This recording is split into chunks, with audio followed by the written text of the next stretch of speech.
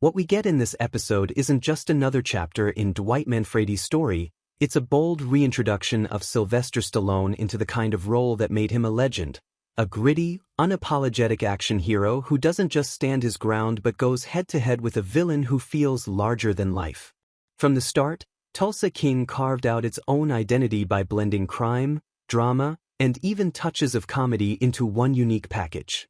Seasons 1 and 2 leaned heavily into that dramedy tone. Serious when it needed to be, but never afraid to break tension with humor. That balance worked. But with Season 3, especially here in Episode 2, the 50, we're seeing a transformation. The tone is darker. The stakes are higher. And the violence? Sharper. Stallone has stepped back into full-on action territory, and it almost feels like we're watching a hybrid between a gangster drama and one of his classic 80s thrillers. What makes the 50 so compelling is how it builds on Season 2 without losing momentum. Familiar players like Neil McDonough's Thresher and Frank Grillo's Bevilacqua are still in the mix, but now the scope has expanded to match Dwight's growing empire. With Bodie's booming weed business and Mitch's car dealership already secured, Dwight isn't dabbling anymore. He's running an operation that screams success. And true to form, success doesn't make Dwight cautious. Instead, he stretches further, diving headfirst into a brand new venture, booze. That decision? It's the domino that introduces us to his most dangerous adversary yet, Jeremiah Dunmire. Played by Robert Patrick, Dunmire isn't just another rival. He's the kind of villain who embodies greed, cruelty, and psychopathy in a way Tulsa King hasn't shown before. Where Chicky was volatile and unpredictable, Dunmire is calculated and relentless. It was heavily implied in the premiere that he burned Theo Montague alive in his own house, and this episode makes it crystal clear. That act alone cements him as not just competition but as a villain who threatens Dwight's entire way of life. And honestly, Robert Patrick is pitch-perfect casting.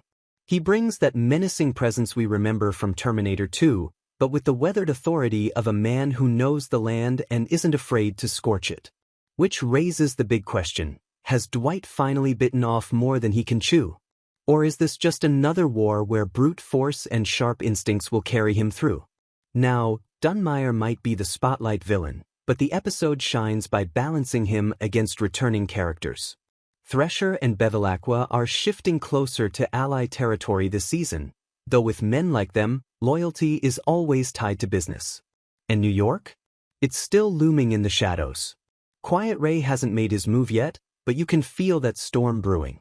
When it breaks, Dwight could find himself caught in a war between Tulsa and his old world. One of the biggest surprises of this episode, though, is the return of Barry Corbin as Babe Keller. Mitch's uncle has been missing since Season 2, but his reappearance grounds the story back in its Oklahoma roots. Corbin's legendary presence is a gift for fans, and Babe's return also deepens Mitch's importance to Dwight's circle. Protecting Cleo Montague from Dunmire and his son Cole complicates things further, and Babe's presence makes everything more personal. But here's the catch. Babe's return feels like a double-edged sword. Dunmire has already shown he'll go after anyone Dwight cares about. If Mitch is vulnerable, Babe is an even easier target. And while I love seeing Corbin back, I can't shake the feeling we're being set up for heartbreak. Do you think Babe will survive this season? Or is his return designed to push Dwight and Mitch over the edge when tragedy strikes? It's also worth pointing out how Season 3 has shifted fully into action thriller territory. Bodie's Breaking Bad moment in the premiere wasn't just character growth. It was foreshadowing the tone of the season. Gone are the subplots of romance and family drama. What we have now is pure violence, power plays, and survival. It's stripped down. And it's the kind of high-octane storytelling Stallone thrives in. Watching him light a cigar, glare down his enemies, and take charge feels like a callback to his glory days, but with the grit of a man who's lived through hell and refuses to break. All of this, the darker tone, Dunmire's psychopathic energy, Babe's return, and New York's looming threat, makes the 50 one of the strongest episodes of Tulsa King so far. It pushes the series into new territory while still honoring what made it stand out in the first place. And if this is only Episode 2, the rest of Season 3 is shaping up to be explosive. So, what do you all think? Is Tulsa King better now that it's leaning into full-blown action thriller mode?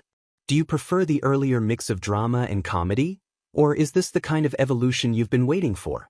And most importantly, how do you think Dwight will handle Jeremiah Dunmire? Let me know your theories in the comments. I'd love to hear your take.